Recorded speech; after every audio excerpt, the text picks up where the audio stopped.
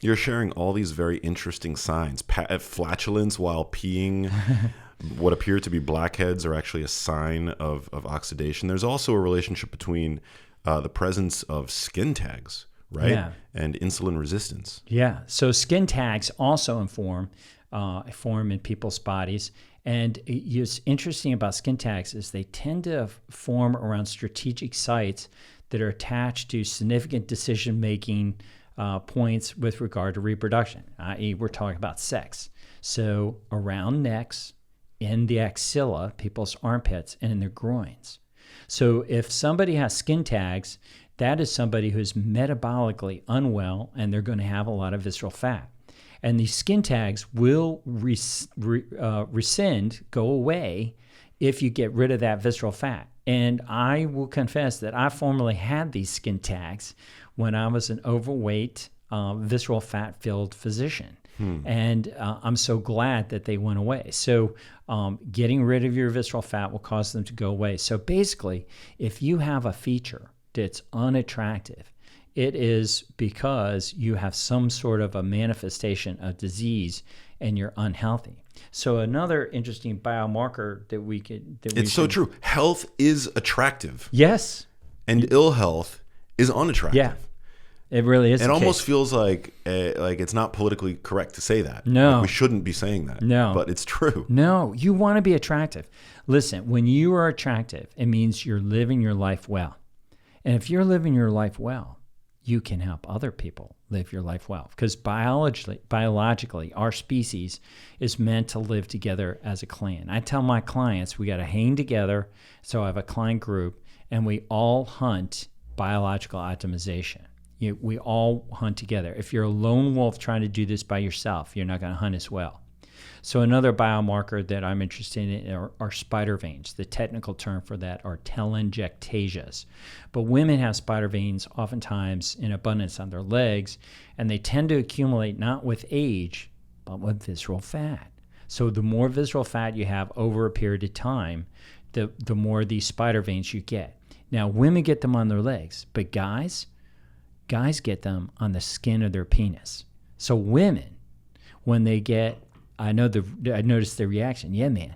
Women hate spider veins on their legs, and they're running around vein clinics of America to get their spider veins removed.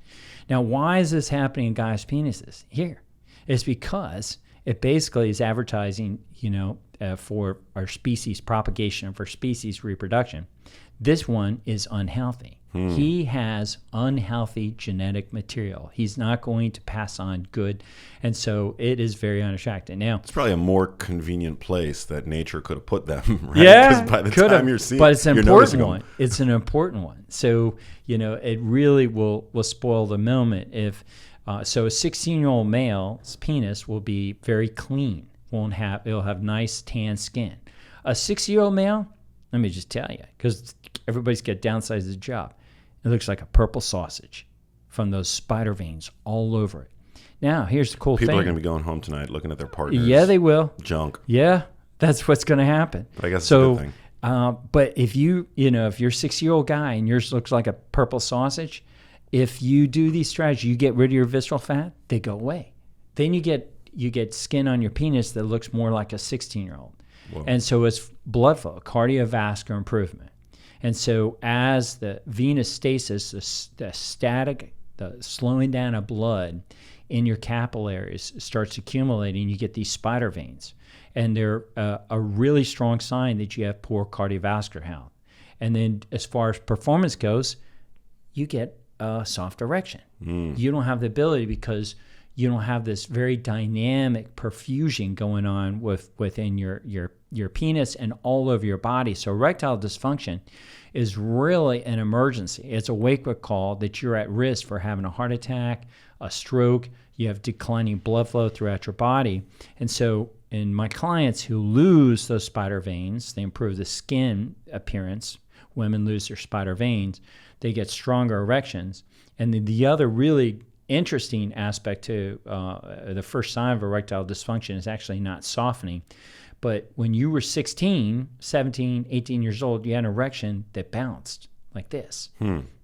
And so my clients, what we noticed is the return, they get their erections back and then they start bouncing again. And so the urologists aren't touting this, but this is what I'm touting. Get rid of your visceral fat and you'll have an erection that bounces with every heartbeat. So that is reliable indications, inferences that you can take home at bank on that your blood flow is improving if you get first a hard erection and the erection starts bouncing.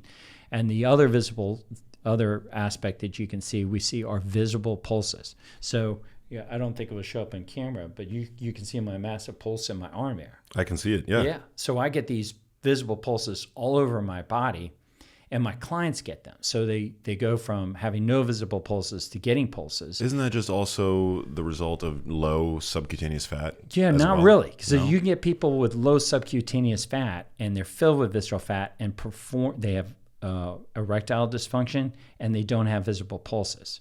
And so, and it's really less about the subcutaneous fat. And here's why. If you lay one of my clients down that has no visceral fat, and if I lay down here, I won't do it in the middle of the show, you'll see my abdomen pulses up. And my abdomen is pulsing up because the blood coursing through my aorta. But there's a huge amount of tissue, my colon, everything covering that up. And so it's not the presence of something covering up. It's the lack of perfusion, the lack of performance going through there. So you want massive optimized blood flow going through your arteries.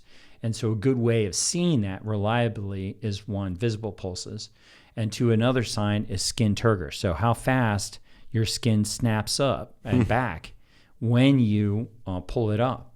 And what's interesting is once you get rid of visceral fat, your skin turgor improves. But another really interesting fact that I figured out is through nitric oxide. So if you start sprinting, Max, and you check your skin turgor before you sprint, you check your skin turgor after you sprint, you'll see that your skin turgor have improved. Sunshine, the sauna, and fasting will also improve your skin turgor, improve your spider veins. You can look at your spider veins, take pictures of your junk before you go into sprint, before you go into sauna, before you start fasting, and you'll see that your spider veins will improve. And the third aspect that you see are these visible pulses. So skin turgor, spider veins, and visible pulses all improve through nitric oxide when you do those four things: fasting, sunshine, sprinting, and a sauna, because they all increase nitric oxide. But dermatologists have people terrified of going out in the sunshine. So if you look at your spider veins, you look at your skin turgor, you look at your pulses before you go out in the sunshine, and then you see that those are enhanced after you've been out in the sunshine, you will be more likely to hang out in the sunshine because now you see that your blood flow is improving, and it's a good thing. But, unfortunately, conventional healthcare has us terrified of sunshine. They're trying to terrify us now of beef, and I'm just going to call it. The next thing they're going to be having us terrified of is water. Don't drink water. You need to drink this laboratory-created liquid that we've come up with that's going to take care of you and will help you be healthier. That's what's going to happen. They have us terrified of things that are good for us. But you have to have an appreciation for how these things are actually improving you and pay attention to how you are improving. Otherwise, I fear that people will be sadly making decisions poorly for their health and their lifestyle about abandoning some of these things that we have evolved to benefit the most from: water and meat. Wow, water and meat and sunshine. Yeah. What's the relationship with sunshine and nitric oxide production? Yeah. So through sunshine hitting the endothelial cells, you get production of nitric oxide. Whoa. So two things: that the healthier you are, the more you produce nitric oxide. And the more likely it is that you engage in those kind of things. So nitric oxide, if you're following this awesome podcast, is something that you want to write down and read about and look for ways to increase, to optimize your body, because it's, when it comes to real estate, they say it's location, location, location. When it comes to health, it's perfusion, perfusion, perfusion. You want blood flow, massive blood flow. And let me just make the point. Check out Max's lips. compared to my lips. Max got these very bright red lips. He's perfusing his lips really well. Interesting. Young people, young healthy people have very red lips. Like they look like they have lipstick on. And the number one selling lipstick color, throughout all time is red. And it's because women know it attracts men. It's a sign of health. Yeah, we're attracted to because we think that that's good genetic material to merge our good genetic material. And same thing with nail beds, fingernails and toenails. Red is that color. So, what we need more of are physicians willing to teach these really important biomarkers that we should be paying attention to instead of the ones that are really good at making money, like cholesterol lipid panels, where there's CPT coding and revenue attached to it. So pay attention to your natural signs on your body, how you improve.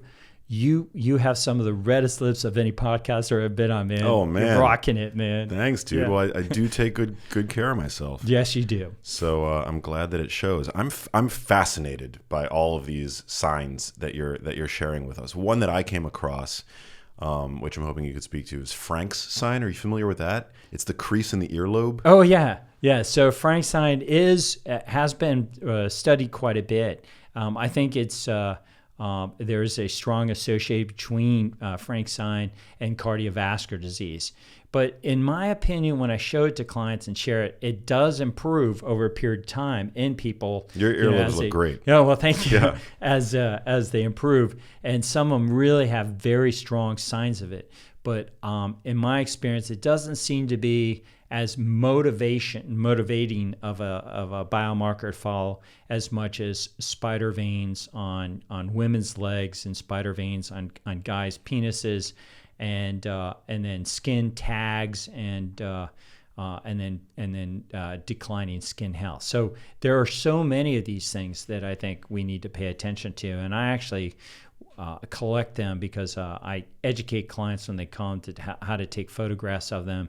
And then I want to build an electronic medical record. I want to create software that when patients go to a healthcare practice, that the healthcare practice is using an EMR that actually optimizes the patient instead of optimizing the revenue. Right now, the software is all written through clicks. You basically had a 15-minute encounter with a physician, 4 minutes in front of him or her. They're doing all the clicks, and then 11 minutes is where they really do the clicks in the back room to make as much money for themselves, for their medical practice, for their healthcare system, and for the insurance companies. It's all designed not to optimize you, but to optimize the system. Nobody has ever written a single EMR that actually optimizes human beings. And that's what I'd like my startup to be able to do. One of many things that we hope to do by just changing the focus off, instead of trying to build the best healthcare system, let's build the best humans. Let's look at how we can take a human being and make them the healthiest biological version of themselves possible. I love that we've revealed a medical purpose for taking a dick pic. Yeah, exactly. Which that was not on my 2023 bingo card.